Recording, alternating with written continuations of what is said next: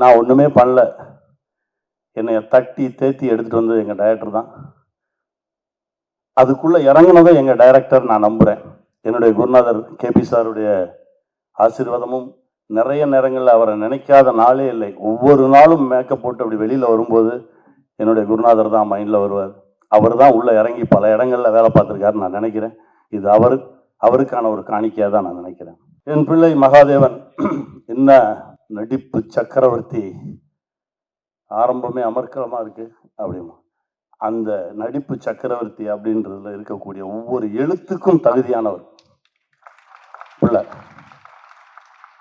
என்னன்னா, ஒரு சில சீன் செல்வா வந்து சொல்லுவார். அப்போ அவர் சொல்லுவார், இது நிஜம்னு என்னை நம்பவை, நான் நிஜம் நம்பணும், அப்போதான் நான் எனக்கு நடிப்பு வரும் அப்படின்னு சொல்கிறார். அது எனக்கு ரொம்ப புதுசாக இருந்தது. அதனால எங்கள் செட்டில் நிறைய நிஜங்கள் மட்டுமே இருக்கும். ஒருத்தர் பார்த்து ஒருத்தர் பொய்யா வணக்கம் சொல்லிக்கிறது, பொய் சொல்லிக்கிறது, நடிக்கிறது எதுவுமே இருக்காது. எல்லாமே நிஜமாக இருக்கும். அப்படி தான் அவரை பார்த்தேன். அவருடைய மனசுக்கு இன்னும் எங்கேயோ எவ்வளவோ தூரம் போவார். வாழ்த்துக்கள் சார். ஏன்னா கிட்டத்தட்ட படம் முடிஞ்சு 1 வருஷம் ஆச்சு. நான் ஃபோனில் கூட பேசலை. பேசுனா சார் அப்படின்னு கூப்பிட்டுருவோமோ, அவர் நம்மளை சார்னு கூப்பிட்டுருவாரோ, அந்த மகாதேவன் ஐயா அப்படின்ற இடம் அப்படியே இருக்கட்டுமே அப்படின்னு சொல்லி தான் நான் பேசவே இல்லை. செல்வாட சொல்லுவேன், மகாதேவன்கிட்ட சொல்லுங்க, நான் கேட்டேன்னு சொல்லுங்க, பல தடவை சொல்லியிருக்கேன். இந்த அன்பு என்றைக்குமே இருக்கும். ரொம்ப மகிழ்ச்சி எனக்கு. அவர் சொன்னார், நீங்கள் 2022 தானே, நான் 2019 வெயிட் பண்ணிட்டு இருக்கேன் அப்படின்னாரு. உங்களை விட நான் 3 வருஷம் முன்னாடி அப்படின்னாரு. ராணாட்ட பேசினா 16ன்றாரு. என்னையா நடக்குது? அப்படி அதாவது ஒரு படைப்பை நாம் இயக்குவது வேற, படைப்பு நம்மை இயக்கும். நம்மளை ஓட விடும், அழுக விடும், கஷ்டப்படுத்தும், காயப்படுத்தும். அது தன்னை உருவாக்கிக்கிறதுக்காக நம்ம எல்லாத்தையுமே ஓட விடும். அதுதான் உண்மையான படைப்பு. அப்படி காந்தா எங்க எல்லாத்தையுமே ஓட விட்டுச்சு. அடுத்தபடியாக ஒரு excellence in film making as well as acting. எந்த ஒரு கதாபாத்திரம் பண்ணாலும் அவ்வளோ கன்வின்சிங்காக நம்மளை வந்து அந்த கேரக்டராகவே நம்ம நம்ப வைப்பார். அண்ட் அவருடைய ஃபில்ம் மேக்கிங் வந்து இன்னொரு டிஃப்ரெண்ட் பெர்ஸ்பெக்டிவ்ல இருக்கும். அது ஒரு டிஃப்ரெண்ட் ஐ ஓப்பனராக இருக்கும் நம்ம ஒவ்வொரு படங்கள் பார்க்குறப்போ. ஆனால் ஒரே படத்தில் ஒரு நடிகனா ஆனால் ஒரு இயக்குனராக ஒரு கதாபாத்திரம் பண்ணுறாரு அப்படின்றப்போ அது அவருக்கு ஒரு டபுள் தமாக்காக தான் இருக்க போகுது. Yes Samuthirakani sir, we'd like to hear it from you.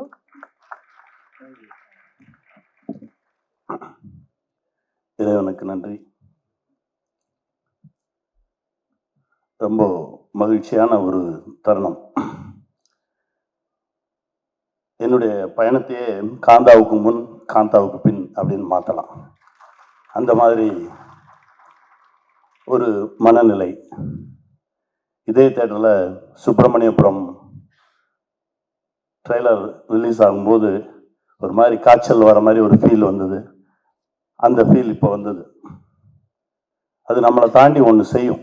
அது ஒரு சில படங்கள் தான் செய்யும். இந்த மாதிரி படைப்புகள் வந்து காலத்துக்கும் அழியாமல் இருக்கும். இந்த மாதிரி படைப்புகளுக்குள்ள நாம் இருக்கிறதுல பெருமை. காந்தாவுக்குள் நான் இருக்கிறது பெருமை. என் பிள்ளை மகாதேவனோடு நடித்தது பெருமை. இன்னொரு பிள்ளை குமாரியோடு நடித்தது பெருமை.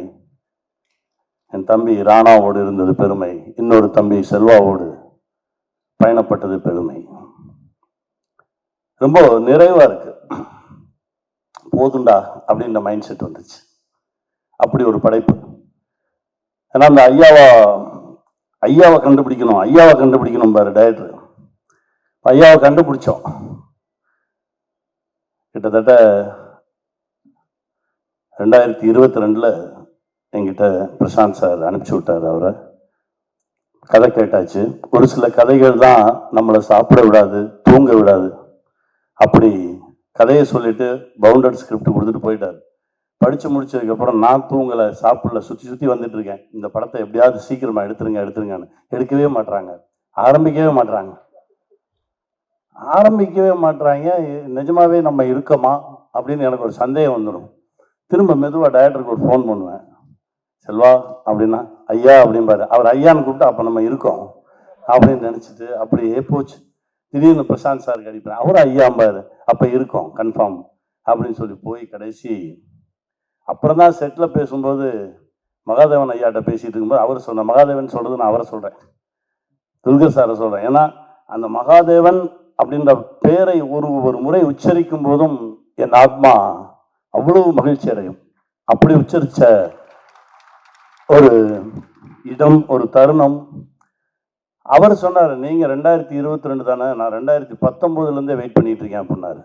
உங்களை விட நான் 3 வருஷம் முன்னாடி அப்படின்னாரு. ராணாட்ட பேசினா 16ன்றாரு. என்னையா நடக்குது? அப்படி, அதாவது ஒரு படைப்பை நாம் இயக்குவது வேற, படைப்பு நம்மை இயக்கும், நம்மளை ஓட விடும், அழுக விடும், கஷ்டப்படுத்தும், காயப்படுத்தும். அது தன்னை உருவாக்கிக்கிறதுக்காக நம்ம எல்லாத்தையுமே ஓட விடும். அதுதான் உண்மையான படைப்பு. அப்படி காந்தா எங்க எல்லாத்தையுமே ஓட விட்டுச்சு. அதான் ஒரு 8 மாசம் ஆரம்பிச்சோட சுத்தி இருந்தேன். எங்க போனாலும் சரி போட்டோ எடுத்துறாதீங்க அப்படின்னு கையை வச்சு பொத்திட்டே அலைவேன். அவ்வளவு நிறைவை தந்த ஒரு படைப்பு செல்வா கிட்ட. இது செல்வா முதல் படம்னே யாருமே சொல்ல மாட்டாங்க. ஏன்னா செல்வா கிட்ட அவ்வளோ இருக்கு. செல்வா கிட்ட நிறைய விஷயங்கள் கற்றுக்கிட்டேன். பல இலக்கணங்களை உடைச்சாரு ஷூட்டிங் டைம்ல. நான் கேட்பேன், இது இங்கே எடுக்கணுமே அப்படின்னேன். அது வேண்டாம் அப்படின்னு. ஏன் செல்வா அப்படின்னு. இல்லை, நான் யாரை கிட்ட கொண்டு போய் ஜனங்களுக்கு காட்டணுமோ அவங்கள மட்டும் தான் கிட்ட காட்டுவேன் அப்படின்னாரு. அது எனக்கு ரொம்ப பிடிச்சிருந்தது. இது வேற ஒரு சினிமாவாக இருக்குது, சினிமா மாறிட்டு இருக்கு அப்படின்றத செல்வா மூலமாக உணர்ந்துக்கிட்டேன். இப்போ நான் பண்ணிட்டு இருக்க படத்தில் சொன்னேன், யாரை கிட்ட காட்டணுமோ அவங்கள தாண்டா காட்டணும், இது செல்வா சொல்லியிருக்காடா அப்படின்னு. அந்த மாதிரி கற்றுக் கொடுத்தாரு செல்வா. அவர் முதல் படமெல்லாம் கிடையாது. இது அந்த படைப்புக்குள்ளே ஊறி ஊறி திளைச்சு போனவனால மட்டும்தான் இதை செய்ய முடியும். செல்வா வாழ்க. நல்லா பெருசா வருவீங்க. உங்களுடைய ஒவ்வொரு முறை செல்வாவை நினைச்சா அந்த சிரிப்பு தான் எனக்கு ஞாபகத்துக்கு வரும். அவ்வளோ சந்தோஷமான ஒரு சிரிப்பு. எவ்வளோ டயர்டாக இருந்தாலும் அந்த சிரிப்பு அப்படியே போயிடும். டேக் போயிட்டே இருக்கும். நான் டயர்டாயிருவேன். முதல் 4 வாட்டி கத்துவேன், 5வது வாட்டி அப்படியே ஆயிட்டு செல்வா பார்த்தா ஒரு சிரிப்பு வரும். அந்த சிரிப்புல திரும்ப எனர்ஜி வரும். அப்படி ஒரு உழைப்பாளி. உங்களுடைய உழைப்புக்கு வானமே இல்லை. வெல்க. என் பிள்ளை மகாதேவன் என்ன நடிப்பு சக்கரவர்த்தி. ஆரம்பமே அமர்க்கலமா இருக்கு அப்படிமா. அந்த நடிப்பு சக்கரவர்த்தி அப்படின்றதுல இருக்கக்கூடிய ஒவ்வொரு எழுத்துக்கும் தகுதியானவர் பிள்ளை. என்னன்னா, ஒரு சில சீன்ஸ் செல்வா சொல்லுவாரு. அப்ப அவர் சொல்லுவாரு, இது நிஜம்னு என்ன நம்பவை, நான் நிஜம் நம்பணும், அப்பதான் எனக்கு நடிப்பு வரும் அப்படின்னு சொல்றாரு. அது எனக்கு ரொம்ப புதுசா இருந்தது. அதனால எங்க செட்ல நிறைய நிஜங்கள் மட்டுமே இருக்கும். ஒருத்தர் பார்த்து ஒருத்தர் பொய்யா வணக்கம் சொல்லிக்கிறது, பொய் சொல்லிக்கிறது, நடிக்கிறது எதுவுமே இருக்காது. எல்லாமே நிஜமா இருக்கும். அப்படிதான் அவரை பார்த்தேன். அவருடைய மனசுக்கு இன்னும் எங்கேயோ எவ்வளவோ தூரம் போவார். வாழ்த்துக்கள் சார்.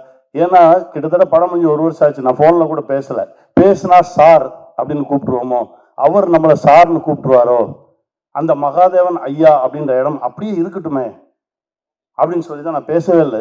செல்வாட சொல்லுவேன், மகாதேவன்கிட்ட சொல்லுங்க, நான் கேட்டேன்னு சொல்லுங்க, பல தடவை சொல்லியிருக்கேன். இந்த அன்பு என்னைக்குமே இருக்கும். ரொம்ப மகிழ்ச்சி எனக்கு. என் பிள்ளை குமாரி, அவர் ராஜகுமாரி, எல்லா தகுதியும் இருக்கக்கூடிய ஒரு நடிகை. அவர் அவ்வளவு தூரம் உண்மையா இருக்கக்கூடிய ஒரு நடிகை. அந்த கதாபாத்திரத்துக்கு அவ்வளவு நியாயம் செஞ்ச ஒரு பெண்ணு. இப்படி ஒரு பெண் தமிழ் சினிமாவில் அறிமுகமாகிறது ரொம்ப சந்தோஷமா இருக்கு. நான் தான் சொன்னேன், நீ இருக்கிற வரைக்கும் சினிமாவில் இருந்துகிட்டே இருப்ப உன்னுடைய உழைப்புக்கு அப்படின்னு. நல்லா வரணும் இறைவன் ஆசீர்வாதத்தில். என் தம்பி ராணா நிறைய முறை நல்ல நல்ல படைப்புகள் எங்கெல்லாம் இருக்கோ அதுக்குள்ள ராணா இருப்பார். செல்வா எத்தனை முறை படம் பார்த்தாருலாம் எனக்கு தெரியாது. இந்த படத்தை அவர் காலையில் ஒருக்க ஈவினிங் ஒருக்க பார்த்துட்டே இருந்தார்.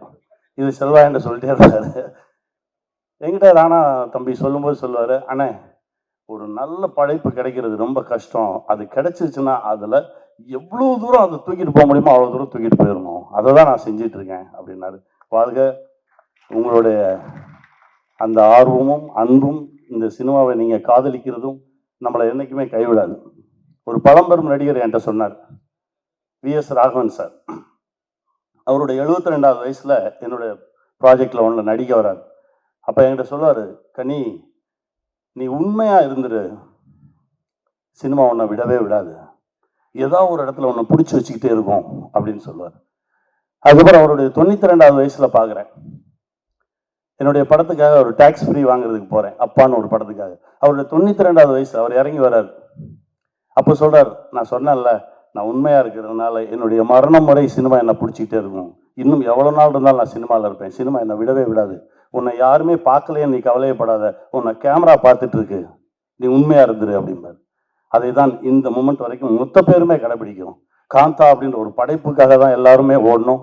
அதுதான் இப்போ கொண்டு வந்து நிறுத்திருக்கு. மச்சான் ஆண்டனி, என்னுடைய முதல் படத்துக்கு அவர் தான் உன்னை சரணடைந்தேன் படத்துக்கு அவர்கிட்ட படத்தை எடுத்துகிட்டு போகிறேன், எனக்கு ஒரு நல்ல ட்ரெய்லர் கட் பண்ணி கொடுங்க அப்படின்னு. மொத்த படத்தையும் கொடுத்துட்டு கிளம்பு அப்படின்னாரு. அப்படியெல்லாம் நாங்கள் பண்ண மாட்டோம், ஏன்னா நான் அப்படி தான் பண்ணுவேன், மொத்த படத்தையும் கொடுத்துட்டு போங்க, ஒரு வாரம் கழிச்சு நான் கூப்பிட்றேன் வாங்க அப்படின்னாரு. என்னடா வித்தியாசமாக இருக்கு அப்படின்னு சொல்லி கொடுத்துட்டு வந்தாச்சு. ஒரு வாரம் கழிச்சு எனக்கு ஒரு ட்ரெய்லர் காட்டினார், அட்டகாசமாக இருந்தது. அதற்கு பிறகு அங்கங்கே பார்ப்போம், கை காட்டுவோம், சிரிப்போம். இந்த படைப்பில் தான் அவராக எனக்கு ஃபோன் பண்ணி பேசினார். எனக்கு அதுதான் ரொம்ப ஆச்சரியமாக இருந்தது. இவன் பேசவே மாட்டானே, எப்படா பேசுகிறான் அப்படின்னு. டேய் அப்படின்னு சொல்லிட்டு ஒரு 2-3 கெட்ட வார்த்தை சொன்னான். சொல்லி அதுக்கப்புறம் சொல்லும்போது எனக்கு ரொம்ப சந்தோஷமாக இருந்தது. டைரக்டர் சொன்னேன், சார் இப்படி சொன்னார், சொல்லிட்டாரா, அப்போ ரைட்டு அப்படின்னாரு. அவ்வளோ ஒரு நேர்மையான ஒரு உழைப்பாளி ராமலிங்கம், அற்புதமான ஒரு கலைஞன். எல்லாரோடையும் சேர்ந்து பயணப்பட்டது ரொம்ப மகிழ்ச்சி. இந்த திரைப்படத்தில் நான் ஒன்றுமே பண்ணல, என்னை தட்டி தேத்தி எடுத்துகிட்டு வந்தது எங்கள் டைரக்டர் தான். அதுக்குள்ளே இறங்குனதும் எங்கள் டைரக்டர் நான் நம்புகிறேன். என்னுடைய குருநாதர் கேபி சாருடைய ஆசீர்வாதமும், நிறைய நேரங்களில் அவரை நினைக்காத நாளே இல்லை. ஒவ்வொரு நாளும் மேக்கப் போட்டு அப்படி வெளியில் வரும்போது என்னுடைய குருநாதர் தான் மைண்டில் வருவார். அவர் தான் உள்ளே இறங்கி பல இடங்களில் வேலை பார்த்துருக்காருன்னு நான் நினைக்கிறேன்.